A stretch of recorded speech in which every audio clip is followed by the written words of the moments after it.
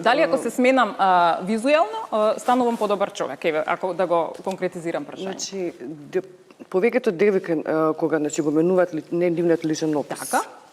Значи, збориме за пластика или не знам што.